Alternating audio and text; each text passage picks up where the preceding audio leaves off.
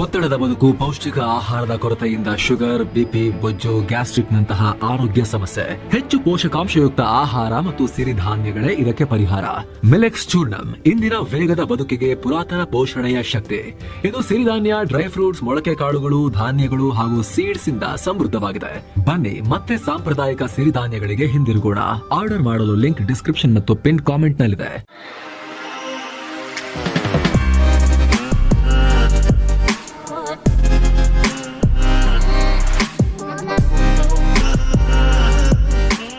Hi friends, ದಿನದ ಎಲ್ಲಾ ಪ್ರಮುಖ ಸುದ್ದಿಯನ್ನು ನಿಮಗೆ ತಲುಪಿಸೋ mastmaga.com ಫುಲ್ ನ್ಯೂಸ್ಗೆ ಸ್ವಾಗತ. ನಾನು ಅಮರ್ ಪ್ರಸಾದ್. ನಾಯಿ ಬಾಲ ನೆಟ್ಟಗಾಗೋ ದಿನ ಚೀನಾನ್ ಬೇಕಾದ್ರೆ ನಂಬಹುದು ಅನ್ನೋ ಮಾತು ಈಗ ಮತ್ತೆ ಸಾಬೀತಾಗಿದೆ. ಪಹಲ್ಗಾಮ್ ದಾಳಿ ನಂತರ ನಮ್ಮ ದೇಶದ ಗಮನ ಪಶ್ಚಿಮದ ಗಡಿ ಕಡೆ ಇರೋ ಹೊತ್ತಲ್ಲಿ ಪೂರ್ವ ಗಡಿಯಲ್ಲಿ ಚೀನಾ ಆಟ ಆಡೋಕೆ ಶುರು ಮಾಡಿದೆ. ಭಾರತದ ಪಕ್ಕದಲ್ಲೇ ರಹಸ್ಯವಾಗಿ ಸೇನಾ ನೆಲೆಯನ್ನ ಸ್ಥಾಪನೆ ಮಾಡ್ತಾ ಇದೆ. ಸ್ಯಾಟಲೈಟ್ ಚಿತ್ರಗಳಿಂದ ಇದು ರಿವೀಲ್ ಆಗಿದೆ. ಅದರಲ್ಲೂ 2020ರಲ್ಲಿ ಸಂಘರ್ಷ ನಡೆದ ಗಲ್ವಾನ್ ಕಣಿವೆಯ ಫ್ರಿಕ್ಷನ್ ಪಾಯಿಂಟ್ ನಿಂದ ಜಸ್ಟ್ 110 ಕಿಲೋಮೀಟರ್ ದೂರದಲ್ಲಿ ಚೀನಾ ಈ ಸೇನಾ ನೆಲೆಯನ್ನು ನಿರ್ಮಾಣ ಮಾಡ್ತಾ ಇದೆ.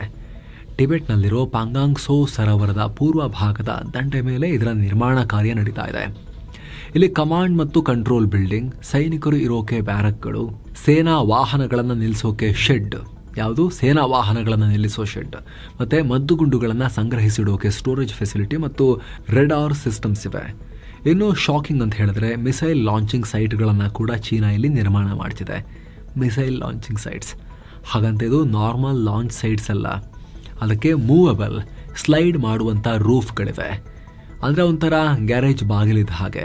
ಇದರ ರೂಫ್ ಮುಚ್ಚಿದ್ದಾಗ ಮಿಸೈಲ್ ಮತ್ತು ವೆಹಿಕಲ್ಗಳು ಯಾವುದೇ ಸ್ಯಾಟಲೈಟ್ಸ್ ಮತ್ತು ಡ್ರೋನ್ ಅಥವಾ ಶತ್ರುಗಳ ರೆಡಾರ್ ಕಣ್ಣಿಗೆ ಬೀಳದೆ ಗೌಪ್ಯವಾಗಿ ಬಂಕರ್ ಒಳಗಡೆ ಇರ್ತವೆ. ಕೇವಲ ಚೀನಾಗೇನಾದರೂ ಕೂಡ ಇಲ್ಲಿಂದ ಮಿಸೈಲ್ ಫೈರ್ ಮಾಡಬೇಕು ಅಂತ ಅನಿಸಿದ್ರೆ, ಆ ಸಂದರ್ಭ ಬಂದರೆ ಆಗ ರೂಫ್ ಓಪನ್ ಆಗುತ್ತೆ. ಆಗ ಮಿಸೈಲನ್ನು ಒಂದೊಂದಾಗಿ ಫೈರ್ ಮಾಡ್ಬೋದು. ಇದನ್ನು TEL ವೆಹಿಕಲ್ಗಳಿಗಾಗಿ ಡಿಸೈನ್ ಮಾಡಲಾಗಿದೆ. TEL ಅಂದರೆ ಟ್ರಾನ್ಸ್ಪೋರ್ಟರ್ ಎರೆಕ್ಟರ್ ಲಾಂಚರ್. ಇದೊಂದು ದೊಡ್ಡ ಮಲ್ಟಿ ವೀಲ್ಡ್ ಮಿಲಿಟರಿ ಟ್ರಕ್. ಬೇಕಾದ ಜಾಗಕ್ಕೆ ತಗೊಂಡು ಹೋಗಿ ಮಿಸೈಲನ್ನು ಎರೆಕ್ಟ್ ಮಾಡಿ ವರ್ಟಿಕಲ್ ಪೊಸಿಷನ್ಗೆ ತಂದು ನಿಲ್ಲಿಸಿ ಆಮೇಲೆ ಉಡಾಯಿಸ್ಬೋದು. ಈ ಟ್ರಕ್ ಮೂಲಕವೇ ಮಿಸೈಲನ್ನು ಲಾಂಚ್ ಮಾಡ್ಬೋದು. ಇದಕ್ಕಾಗಿ ಚೀನಾ ಲಾಂಚ್ ಸೈಟ್ ನಿರ್ಮಾಣ ಮಾಡ್ತಾ ಇದೆ. ಅಮೆರಿಕದ ಜಿಯೋ ಇಂಟೆಲಿಜೆನ್ಸ್ ಕಂಪನಿಯ ಸಂಶೋಧಕರು ಇದನ್ನು ಪತ್ತೆ ಮಾಡಿದ್ದಾರೆ. ಪ್ರತಿಯೊಂದು ಮಿಸೈಲ್ ಲಾಂಚ್ ಚೇಂಬರ್ 2 TEL ವಾಹನ ಇಡುವಷ್ಟು ದೊಡ್ಡದಿದೆ. ಇನ್ನು ಈ US ಜಿಯೋ ಇಂಟೆಲಿಜೆನ್ಸ್ ಕಂಪನಿ ಮತ್ತೊಂದು ಕಡೆಯಲ್ಲೂ ಇಂತಹದ್ದೇ ಫೆಸಿಲಿಟಿಯನ್ನು ಪತ್ತೆ ಹಚ್ಚಿದೆ. ಲೈನ್ ಆಫ್ ಆಕ್ಚುಯಲ್ ಕಂಟ್ರೋಲ್ನಿಂದ 65 ಕಿಲೋಮೀಟರ್ ದೂರದಲ್ಲಿರೋ ಭಾರತದ ನ್ಯೋಮಾ ಏರ್ಫೀಲ್ಡ್ ವಿರುದ್ಧ ದಿಕ್ಕಿನಲ್ಲಿ ಗಾರ್ ಕೌಂಟಿಯಲ್ಲಿ ಇದು ಕಾಣಿಸ್ಕೊಂಡಿದೆ. ಈಗ ಇಲ್ಲೂ ಇಂತಹದ್ದೇ ರೂಫ್ ಕಾಣಿಸ್ಕೊಂಡಿದೆ. ಸದ್ಯ ಇದೇನು ಅಂತ ಸ್ಪಷ್ಟ ಇಲ್ಲ, ಆದರೆ ಲಕ್ಷಣಗಳನ್ನು ನೋಡಿದ್ರೆ ಅದು ಕೂಡ ಮಿಸೈಲ್ ಲಾಂಚ್ ಸೈಟ್ ಆಗಿರಬಹುದು ಅನ್ನೋ ಲೆಕ್ಕಾಚಾರ ಇದೆ. ಅಲ್ಲದೆ ಈ ರೀತಿ ಪ್ರೊಟೆಕ್ಟೆಡ್ ಲಾಂಚ್ ಸೈಟನ್ನು ಚೈನಾ ಭಾರತದ ಗಡಿಯಲ್ಲಿ ನಿರ್ಮಾಣ ಮಾಡ್ತಿರೋದು ಇದೇ ಮೊದಲ ಬಾರಿಗೆ. ಈ ಮುಂಚೆ ದಕ್ಷಿಣ ಚೀನಾ ಸಮುದ್ರ ಭಾಗದಲ್ಲಿ ತೈವಾನ್ ಮತ್ತು ಫಿಲಿಪೈನ್ಸ್ ಗುರಿಯಾಗಿಟ್ಟುಕೊಂಡು ಇದನ್ನು ನಿರ್ಮಾಣ ಮಾಡ್ತಾ ಇದ್ರು. ಈಗ ಭಾರತದ ಗಡಿ ಹತ್ತಿರದಲ್ಲಿ ನಿರ್ಮಾಣ ಮಾಡ್ತಿದ್ದಾರೆ. ಸದ್ಯ ಇದರ ಬಗ್ಗೆ 2 ಸರ್ಕಾರಗಳಿಂದ ಯಾವುದೇ ಪ್ರತಿಕ್ರಿಯೆ ಬಂದಿಲ್ಲ. ಇನ್ನು ಸ್ನೇಹಿತರೆ, ಇನ್ನೂ ಸಬ್ಸ್ಕ್ರೈಬ್ ಮಾಡದೇ ಇರೋ ವೀಕ್ಷಕರಲ್ಲಿ ಒಂದು ಸಣ್ಣ ಮನವಿ. ದಯವಿಟ್ಟು ವಿಡಿಯೋ ಕೆಳಗಿರೋ ಸಬ್ಸ್ಕ್ರೈಬ್ ಬಟನ್ ಮೇಲೆ ಕ್ಲಿಕ್ ಮಾಡಿ ಹಾಗೂ ಅದರ ಪಕ್ಕದಲ್ಲಿರೋ ಬೆಲ್ ಐಕಾನ್ ಮೇಲೆ ಕ್ಲಿಕ್ ಮಾಡಿ ನಿಮ್ಮ ಆ ಸಣ್ಣ ಬೆಂಬಲವನ್ನು ನೀಡಿ ಅನ್ನೋ ಮನವಿ. ಬನ್ನಿ ಕಂಟಿನ್ಯೂ ಮಾಡೋಣ. ಭಾರತದ ಬಳಿಕ ಈಗ ತಾಲಿಬಾನಿಗಳನ್ನ ಎದುರು ಹಾಕೊಂಡಿರೋ ಪಾಕಿಸ್ತಾನಕ್ಕೆ ಈಗ ಬರಗಾಲದ ದೌರ್ಭಾಗ್ಯ ಪ್ರಾಪ್ತಿಯಾಗ್ತಾ ಇದೆ. ಪಹಲ್ಗಾಮ್ ಉಗ್ರ ದಾಳಿ ನಂತರ ಪಾಕಿಸ್ತಾನಕ್ಕೆ ಬುದ್ಧಿ ಕಲಿಸೋಕೆ ಭಾರತ ಹೇಗೆ ಸಿಂಧು ನದಿ ಒಪ್ಪಂದವನ್ನ ಸಸ್ಪೆಂಡ್ ಮಾಡಿ ಪಾಕಿಸ್ತಾನಕ್ಕೆ ಶಾಕ್ ಕೊಟ್ಟಿತ್ತು, ಈಗ ತಾಲಿಬಾನಿಗಳು ಅದೇ ಕೆಲಸ ಮಾಡಿದ್ದಾರೆ. ಇಂಡಿಯಾ ಚೆನ್ನಾಗಿ ಮಾಡಿದೆ, ನಾವು ಹೆಂಗೆ ಮಾಡೋಣ ಅಂತ ತಮ್ಮ ದೇಶದಿಂದ ಪಾಕಿಸ್ತಾನಕ್ಕೆ ಹರಿತಾ ಇದ್ದ ನೀರನ್ನ ಕಮ್ಮಿ ಮಾಡೋಕೆ ಮುಂದಾಗಿದ್ದಾರೆ. ಈಗ ಆಲ್ರೆಡಿ ತಾಲಿಬಾನ್ ಸರ್ಕಾರ ಡ್ಯಾಮ್ ನಿರ್ಮಾಣಕ್ಕೆ ಪ್ಲಾನ್ ಮಾಡ್ತಾ ಇದೆ. ಅಫ್ಘಾನಿಸ್ತಾನದ ಇನ್ಫಾರ್ಮೇಷನ್ ಮಿನಿಸ್ಟ್ರಿ ಈ ಮಾಹಿತಿ ಕೊಟ್ಟಿದೆ. ಅಫ್ಘಾನಿಸ್ತಾನದ ಹಿಂದೂಕುಷ್ ಪರ್ವತಗಳಲ್ಲಿ ಹುಟ್ಟೋ ಕುನಾರ್ ನದಿ ಮೇಲೆ ಆದಷ್ಟು ಬೇಗ ಡ್ಯಾಮ್ ನಿರ್ಮಾಣ ಮಾಡಬೇಕು ಅಂತ ತಾಲಿಬಾನ ಸುಪ್ರೀಂ ಲೀಡರ್ ಮೌಲವಿ ಹೈಬತುಲ್ಲಾ ಅಖುಂಜಾದ ಆದೇಶ ಕೊಟ್ಟಿದ್ದಾರೆ ಅನ್ನೋ ಮಾಹಿತಿ. ಇದು ದೊಡ್ಡ ಡೆವಲಪ್ಮೆಂಟ್. ಇದು ಭಾರತ, ಪಾಕಿಸ್ತಾನ, ಅಫ್ಘಾನಿಸ್ತಾನ್ ಈ 3 ರಾಷ್ಟ್ರಗಳ ಸಂಬಂಧ ಮತ್ತು ಜಿಯೋ ಪಾಲಿಟಿಕ್ಸ್ನಲ್ಲಿ ಇದಕ್ಕೆ ಸಂಬಂಧಪಟ್ಟಂತೆ ಪ್ರತ್ಯೇಕವಾಗಿ ವಿಶೇಷ ವರದಿ ಅತಿ ಶೀಘ್ರದಲ್ಲಿ ನಿಮ್ಮ ಮುಂದೆ ಬರುತ್ತೆ ಸ್ನೇಹಿತರೆ. ಏನೋ ಹೈದರಾಬಾದ್ನಿಂದ ಬೆಂಗಳೂರಿಗೆ ಬರ್ತಾ ಇದ್ದ ಬಸ್ ಶುಕ್ರವಾರ ಬೆಳಗ್ಗೆ ಅಪಘಾತಕ್ಕೀಡಾಗಿತ್ತು. ಇದರ ಬಗ್ಗೆ ನಾವು ಆಲ್ರೆಡಿ ಪ್ರತ್ಯೇಕ ವರದಿಯಲ್ಲಿ ಮಾಹಿತಿ ಕೊಟ್ಟಿದ್ವಿ. ಆರಂಭದಲ್ಲಿ 25 ಜನ ಪ್ರಾಣ ಕಳ್ಕೊಂಡಿದ್ದಾರೆ ಅಂತ ಅಧಿಕಾರಿಗಳು ಹೇಳಿದ್ರು. ಈಗ ಸರ್ಕಾರ ಅಧಿಕೃತ ಮಾಹಿತಿ ಕೊಟ್ಟಿದೆ. ಘಟನೆಯಲ್ಲಿ 20 ಜನ ಪ್ರಾಣ ಕಳ್ಕೊಂಡಿದ್ದಾರೆ. ಸಾಕಷ್ಟು ಜನ ಗಂಭೀರವಾಗಿ ಗಾಯಗೊಂಡಿದ್ದಾರೆ. ಅವರಿಗೆ ICUನಲ್ಲಿ ಚಿಕಿತ್ಸೆ ಕೊಡಲಾಗ್ತಿದೆ ಅಂತ ಆಂಧ್ರ ಸರ್ಕಾರ ಹೇಳಿದೆ. ಅಲ್ಲದೆ ಬಸ್ಸಲ್ಲಿ ಒಟ್ಟು 46 ಪ್ರಯಾಣಿಕರಿದ್ರು. ಅವರಲ್ಲಿ 39 ಜನ ಹಿರಿಯ ಪ್ರಯಾಣಿಕರಿದ್ರು, 4 ಜನ ಮಕ್ಕಳಿದ್ರು, 2 ಚಾಲಕರು. ಉಳಿದ ಇನ್ನೊಬ್ಬ ವ್ಯಕ್ತಿಯ ಬಗ್ಗೆ ಮಾಹಿತಿ ಇನ್ನೂ ಕೂಡ ಸ್ಪಷ್ಟ ಇಲ್ಲ. ಈ ಪೈಕಿ 18 ಹಿರಿಯ ಪ್ರಯಾಣಿಕರು, 2 ಮಕ್ಕಳು ಸೇರಿ 20 ಜನರ ಸಾವು ಕನ್ಫರ್ಮ್ ಆಗಿದೆ ಅಂತ ಅಧಿಕೃತ ಮಾಹಿತಿ ಬಂದಿದೆ. ಬಸ್ ದುರಂತದ ಬಗ್ಗೆ 4 ವಿಶೇಷ ತಂಡ ರಚಿಸಲಾಗುತ್ತೆ ಅಂತ ಆಂಧ್ರದ ಗೃಹ ಸಚಿವೆ ಅನಿತಾ ಹೇಳಿದ್ದಾರೆ. ಇತ್ತ ಆಂಧ್ರ ಪ್ರದೇಶದ ಸಾರಿಗೆ ಸಚಿವ ರಾಮಪ್ರಸಾದ್ ರೆಡ್ಡಿ ಮಾತನಾಡಿ, ಬೆಳಗಿನ ಜಾವ 3ರಿಂದ 3:15 ನಡುವೆ ಈ ಅಪಘಾತ ಆಗಿದೆ. ಬಸ್ ಬೈಕ್ಗೆ ಗುದ್ದಿ 15ರಿಂದ 20 ಮೀಟರ್ಗಳಷ್ಟು ದೂರಕ್ಕೆ ಎಳ್ಕೊಂಡು ಹೋಗಿದೆ. ಇದು ಕಿಡಿ ಹತ್ಕೊಳ್ಳೋಕೆ ಕಾರಣ ಆಯಿತು. ಮೃತರಲ್ಲಿ 6 ಮಂದಿ ಆಂಧ್ರ ಪ್ರದೇಶದವರು, 6 ಜನ ತೆಲಂಗಾಣದವರು, ಇನ್ನು ಕೆಲವರು ಇತರ ರಾಜ್ಯಗಳವರಿದ್ದಾರೆ. ಚಾಲಕ ನಮ್ಮ ವಶದಲ್ಲಿದ್ದಾನೆ, ತನಿಖೆ ನಡೀತಾ ಇದೆ ಅಂತ ಹೇಳಿದ್ದಾರೆ. ಇನ್ನು ಬೆಂಕಿಯಿಂದ ಬದುಕುಳಿದ ಹರಿಕಾ ಅನ್ನೋರು ಘಟನೆ ಬಗ್ಗೆ ಮಾತನಾಡಿದ್ದಾರೆ. ಬಸ್ನಲ್ಲಿ ಸಾಗ್ತಿರುವಾಗ ಬಹುತೇಕರು ಗಾಢ ನಿದ್ದೆಗೆ ಜಾರಿದ್ರು. ನನಗೆ ಬಸ್ಗೆ ಬೆಂಕಿ ಹಚ್ಚಿದ ಕೂಡಲೇ ಎಚ್ಚರ ಆಯಿತು. ಅಷ್ಟೊತ್ತಿಗಾಗಲೇ ಬಸ್ ಬೆಂಕಿಯಲ್ಲಿ ಹೊತ್ತಿ ಉರಿತಾ ಇತ್ತು. ಆದರೆ ಬಸ್ನ ಹಿಂದಿನ ಬಾಗಿಲು ಮುರಿದು ಹೋದ ಕಾರಣ ನಾನು ಅಲ್ಲಿಂದ ಹೊರಗೆ ಹಾರದೆ ಅಂತ ಹೇಳಿದ್ದಾರೆ. ಜೊತೆಗೆ ಬಸ್ನ ಮೇನ್ ಎಕ್ಸಿಟ್ ಲಾಕ್ ಆಗೇ ಇತ್ತು. ಹೀಗಾಗಿ ಪ್ಯಾಸೆಂಜರ್ಸ್ ಕಿಟಕಿ ಗಾಜು ಒಡೆದು ಹೊರಗೆ ಬಂದರು. ಬಸ್ಸಲ್ಲಿ ಹೊರಗಡೆ ಬರೋಕೆ ಟೈಮೇ ಸಿಗಲಿಲ್ಲ ಅಂತ ಅವ್ರು ಹೇಳ್ಕೊಂಡಿದ್ದಾರೆ. ಏನು ಈ ಅನಾಹುತದಲ್ಲಿ ಬೆಂಗಳೂರಲ್ಲಿ ನೆಲೆಸಿದ್ದ ಗೊಳ್ಳ ರಮೇಶ್ ಅನ್ನೋರ ಕುಟುಂಬ ಕೂಡ ಪ್ರಾಣ ಕಳ್ಕೊಂಡಿದೆ. ಇವರು ಆಂಧ್ರದ ನೆಲ್ಲೂರು ಮೂಲದವರಾಗಿದ್ದರು. ರಮೇಶ್ ಪತ್ನಿ ಅನುಷಾ ಮತ್ತು ಅವರ 2 ಮಕ್ಕಳು ಶಶಾಂಕ್ ಮತ್ತು ಮನ್ವಿತಾ ಜೊತೆ ಬಸ್ನಲ್ಲಿ ಪ್ರಯಾಣ ಮಾಡ್ತಾ ಇದ್ರು. ಇಡೀ ಕುಟುಂಬ ಹೋಗಿದೆ ಈಗ. ಇನ್ನು ಸ್ನೇಹಿತರೆ, ಆಸಕ್ತರು ಮಸ್ತ್ಮಗ ಪ್ರೀಮಿಯಂ ಮೆಂಬರ್ಶಿಪ್ ಅನ್ನ ಕನ್ಸಿಡರ್ ಮಾಡಬಹುದು. ಆಲ್ರೆಡಿ ಲಾಂಚ್ ಆಗಿದೆ. ಹಲವಾರು members only contents, valuable information, ಮಾಹಿತಿ, ಉಪಯುಕ್ತವಾಗಿರುವಂತಹ ವಿಡಿಯೋಸ್ ಅದರಲ್ಲಿ ನಾವು ಪಬ್ಲಿಷ್ ಮಾಡ್ತಾ ಬರ್ತಾ ಇದ್ದೀವಿ. ಆ ವಿಡಿಯೋಗಳು ಮಸ್ತ್ಮಗ ಪ್ರೀಮಿಯಂ ಮೆಂಬರ್ಸ್ಗೆ ಎಕ್ಸ್ಕ್ಲೂಸಿವ್ ಆಗಿರುತ್ತೆ. ಹಾಗೆ ಮೊದಲ ಲೈವ್ ಕೂಡ ಆಲ್ರೆಡಿ ನಡೆದಿದೆ. ಇನ್ನೇನು ಶನಿವಾರ 2ನೇ ಮೆಂಬರ್ಸ್ ಓನ್ಲಿ ಲೈವ್ ಕೂಡ ನಾವು ನಡೆಸ್ತಾ ಇದ್ದೀವಿ. ಅದರಲ್ಲಿ ಮೆಂಬರ್ಸ್ ಆಯ್ದ ಪ್ರಶ್ನೆಗಳಿಗೆ ನಾವು ಉತ್ತರವನ್ನ ಕೂಡ ವಿತ್ ಅವರ ನೇಮ್ ನಾವು ನೀಡ್ತಾ ಇದ್ದೀವಿ. ಹಾಗೆ ಸಾಕಷ್ಟು members only exclusive content already ಬರ್ತಾ ಇದೆ, ಬಂದಿದೆ, ನೆಕ್ಸ್ಟ್ ಕೂಡ ಬರ್ತಾ ಹೋಗುತ್ತೆ. ಸೊ ಡೈಲಿ 97 ಪೈಸೆ ಚೇಂಜ್ ಖರ್ಚಾಗುತ್ತೆ, ನಾಟ್ ಇವನ್ ₹1. ಇಡೀ ತಿಂಗಳಿಗೆ ₹29.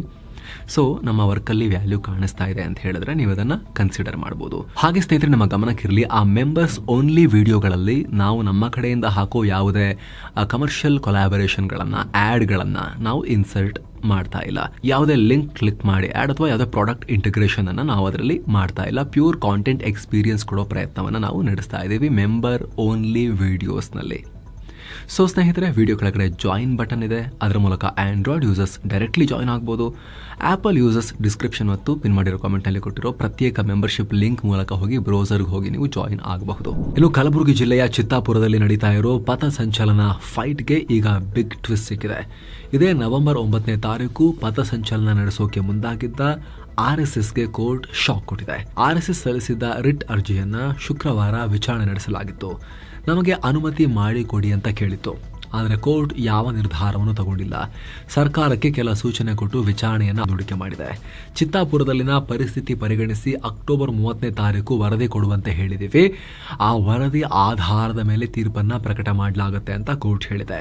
ಇನ್ನೊಂದು ಕಡೆ ಇದೇ ಪಥಸಂಚಲನ ಕುರಿತು ಇಂಟ್ರೆಸ್ಟಿಂಗ್ ಮಾಹಿತಿ ಬರ್ತಾ ಇದೆ. ನವೆಂಬರ್ 2ನೇ ತಾರೀಕು RSS ಪಥಸಂಚಲನಕ್ಕೆ ತಯಾರಿ ಮಾಡ್ತಾ ಇದ್ರೆ ಅದೇ ದಿನ ನಮಗೂ ಕೂಡ ಪಥಸಂಚಲನಕ್ಕೆ ಅವಕಾಶ ಮಾಡಿಕೊಡಿ ಅಂತ ಕ್ರಿಶ್ಚಿಯನ್ ವೆಲ್ಫೇರ್ ಸೊಸೈಟಿ ಅನ್ನೋ ಸಂಘಟನೆ ಕೂಡ ಅರ್ಜಿ ಹಾಕಿದೆ.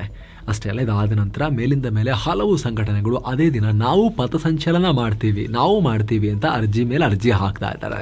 ಏನೋ ಹವಾಮಾನದ ವಿಚಾರಕ್ಕೆ ಬಂದ್ರೆ, ಕರ್ನಾಟಕದಲ್ಲಿ ಇಂದಿನಿಂದ ಅಕ್ಟೋಬರ್ 29ರ ನಡುವೆ ಭಾರಿ ಮಳೆಯಾಗುತ್ತೆ ಅಂತ ಹವಾಮಾನ ಇಲಾಖೆ ಮುನ್ಸೂಚನೆ ಕೊಟ್ಟಿದೆ. ಕರಾವಳಿ ಮತ್ತು ಮಲೆನಾಡು ಜಿಲ್ಲೆಗಳಿಗೆ ಆರೆಂಜ್ ಅಲರ್ಟ್ ಕೊಡಲಾಗಿದೆ. ಬಂಗಾಳ ಕೊಲ್ಲಿಯಲ್ಲಿ ವಾಯುಭಾರ ಕುಸಿತ ಉಂಟಾಗಿದ್ದು 30ರಿಂದ 40 ಕಿಲೋಮೀಟರ್ ವೇಗದಲ್ಲಿ ಗಾಳಿ ಬೀಸುತ್ತೆ. ಹೀಗಾಗಿ ಮೀನುಗಾರರಿಗೆ ಸಮುದ್ರಕ್ಕೆ ಇಳಿಬೇಡಿ ಅನ್ನೋ ಅಲರ್ಟ್ ಕೂಡ ಕೊಡಲಾಗಿದೆ. ಹಾಗೆ ಉಳಿದ ಜಿಲ್ಲೆಗಳಲ್ಲೂ ಕೂಡ ಅಲ್ಲಲ್ಲಿ ಸಾಧಾರಣ ಮಳೆ ಆಗಬಹುದು ಅಂತ ಹವಾಮಾನ ಇಲಾಖೆ ಮುನ್ಸೂಚನೆ ಜಾರಿ ಮಾಡಿದೆ.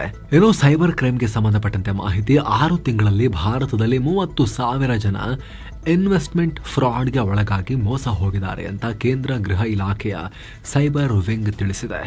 ಈ ಅವಧಿಯಲ್ಲಿ ಬರೋಬ್ಬರಿ 1,500 ಕೋಟಿಗೂ ಅಧಿಕ ಮೊತ್ತವನ್ನ ಸೈಬರ್ ಕದೀಮರು ಎಗರಿಸಿದ್ದಾರೆ. ಬೆಂಗಳೂರಲ್ಲೇ ಅತಿ ಹೆಚ್ಚು ಪ್ರಕರಣಗಳು ದಾಖಲಾಗಿವೆ. ದೇಶದಲ್ಲಿ ನಡೆದ ಒಟ್ಟು ಪ್ರಕರಣಗಳಲ್ಲಿ 26% ಪ್ರಕರಣ ಬರೀ ಬೆಂಗಳೂರೊಂದರಲ್ಲೇ ನಡೆದಿದೆ. ಇದನ್ನು ಹೊರತುಪಡಿಸಿ ದಿಲ್ಲಿ, ಹೈದರಾಬಾದ್ ಅಂತ ನಗರಗಳಲ್ಲೂ ಕೂಡ ಹೆಚ್ಚಿನ ಸಂಖ್ಯೆಯಲ್ಲಿ ವಂಚನೆ ನಡೆಸಲಾಗಿದೆ. ಇಲ್ಲಿ ಮೋಸ ಹೋದವರಲ್ಲಿ 30ರಿಂದ 60 ಏಜ್ ಗ್ರೂಪ್ನವರು, 30 to 60 ಬ್ರಾಕೆಟ್ ನಲ್ಲಿ ಬರೋರೇ ಜಾಸ್ತಿ ಇದ್ದಾರೆ ಅಂತ ಸರ್ಕಾರ ಮಾಹಿತಿ ಕೊಟ್ಟಿದೆ. ಏನೋ ಭೂಗತ ಪಾತಕಿ ಉಗ್ರ ದಾವೂದ್ ಇಬ್ರಾಹಿಂ ಇನ್ನೂ ಭಾರತಕ್ಕೆ ತೊಂದರೆ ಕೊಡೋದನ್ನ ಬಿಟ್ಟಿಲ್ಲ. ಈಗ ಈತನಿಗೆ ಲಿಂಕ್ ಇರೋ ಮಾದಕ ವಸ್ತು ಜಾಲವನ್ನ ಪೊಲೀಸರು ಭೇದಿಸಿದ್ದಾರೆ.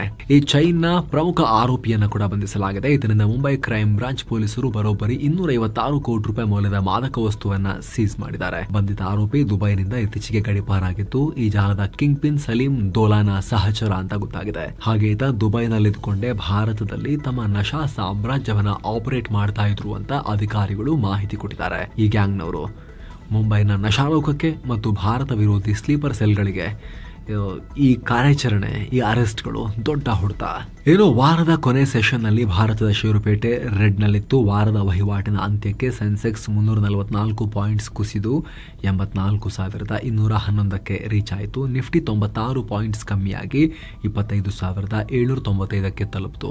ಭಾರತ ಮತ್ತು ಅಮೆರಿಕ ನಡುವಿನ ವ್ಯಾಪಾರ ಒಪ್ಪಂದದಲ್ಲಿರೋ ಅನಿಶ್ಚಿತತೆ, ರಷ್ಯಾ ಮೇಲೆ ಅಮೆರಿಕದ ಸ್ಯಾಂಕ್ಷನ್ಸ್ ಹಾಗೂ ಅದರಿಂದಾಗಿರೋ ತೈಲ ಬೆಲೆ ಏರಿಕೆ ಮತ್ತೊಮ್ಮೆ ಮಾರ್ಕೆಟ್ ರೆಡ್ಡಿಗೆ ಹೋಗೋ ಕಾರಣ ಆಗಿದೆ. ಹಾಗೆ ಹೂಡಿಕೆದಾರರು ಒಂದಷ್ಟು ಪ್ರಾಫಿಟ್ ಬುಕಿಂಗ್ ಮೂಡ್ ನಲ್ಲೂ ಇದ್ರು. ಬ್ಯಾಂಕಿಂಗ್ ಸ್ಟಾಕ್ಗಳು ಕೂಡ ಕಳಪೆ ಪ್ರದರ್ಶನವನ್ನ ತೋರಿದ್ವು. ಹೀಗಾಗಿ ರೆಡ್ಡಿಗೆ ಹೋಯಿತು ಮಾರ್ಕೆಟ್.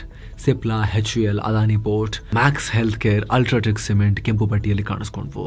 ಅತ್ತ ಹಿಂಡಾಲ್ಕೋ, ಭಾರತಿ ಏರ್ಟೆಲ್, ONGC, ಶ್ರೀರಾಮ್ ಫಿನಾನ್ಸ್ ಮತ್ತು ICICI ಬ್ಯಾಂಕ್ ಗ್ರೀನ್ ನಲ್ಲಿದ್ವು. ಡಾಲರ್ ಮುಂದೆ ರೂಪಾಯಿ ಮೌಲ್ಯ 5 ಪೈಸೆ ಜಾಸ್ತಿಯಾಗಿ 87 ರೂಪಾಯಿ 83 ಪೈಸೆಯಾಗಿದೆ. ಏನೋ ಚಿನ್ನ ಮತ್ತು ಬೆಳ್ಳಿ ಬೆಲೆ ವಿಚಾರಕ್ಕೆ ಬಂದ್ರೆ 24 ಕ್ಯಾರೆಟ್ನ 10 ಗ್ರಾಂ ಚಿನ್ನದ ಬೆಲೆಯಲ್ಲಿ 1,836 ರೂಪಾಯಿ ಕಮ್ಮಿಯಾಗಿ 1,21,518 ರೂಪಾಯಿ ಆಗಿದೆ. 22 ಕ್ಯಾರೆಟ್ನ 10 ಗ್ರಾಂ ಚಿನ್ನದ ಬೆಲೆಯಲ್ಲಿ 1,680 ರೂಪಾಯಿ ಕಮ್ಮಿಯಾಗಿ 1,11,310 ರೂಪಾಯಿ ಆಗಿದೆ. ಹಾಗೆ 1 ಕೆಜಿ ಬೆಳ್ಳಿ ಬೆಲೆಯಲ್ಲಿ 4,417 ರೂಪಾಯಿ ಕಮ್ಮಿಯಾಗಿ 1,47,033 ರೂಪಾಯಿ ಆಗಿದೆ. ಸೊ ಫ್ರೆಂಡ್ಸ್, ಇದಾಗಿತ್ತು ಇವತ್ತಿನ ಫುಲ್ ನ್ಯೂಸ್. ನಾವು ಕುಯ್ದಿಲ್ಲ, ಎಳೆದಿಲ್ಲ, ಕಿರ್ಚಾಡಿಲ್ಲ, ಬರೀ ಸುದ್ದಿಯ ರೀತಿಯಲ್ಲಿ ತಲುಪಿಸುವ ಪ್ರಯತ್ನವನ್ನ ಮಾಡಿದ್ದೇವೆ. ನಮ್ಮ ಈ ಪ್ರಯತ್ನ ನಿಮಗೆ ಇಷ್ಟ ಆಗ್ತಾ ಇದ್ರೆ ದಯವಿಟ್ಟು ಮಸ್ತ್ ಮಗ ಚಾನಲ್ಗೆ ಸಬ್ಸ್ಕ್ರೈಬ್ ಮಾಡಿ, ಪಕ್ಕದ ಬೆಲ್ ಐಕಾನ್ ಮೇಲೆ ಕ್ಲಿಕ್ ಮಾಡೋದನ್ನ ಯಾವುದೇ ಕಾರಣಕ್ಕೂ ಮರಿಬೇಡಿ. ಹಾಗೆ ಸ್ನೇಹಿತರೆ, ಆಗ್ಲೇ ಹೇಳಿದ ಮಸ್ತ್ ಮಗ ಪ್ರೀಮಿಯಂ ಮೆಂಬರ್ಶಿಪ್ನಲ್ಲಿ ಆಸಕ್ತಿ ಇರುವವರು ಅದನ್ನ ಕನ್ಸಿಡರ್ ಮಾಡಬಹುದು. ಮತ್ತೆ ಭೇಟಿ ಆಗ್ತಿರೋಣ. ನಮಸ್ತೆ.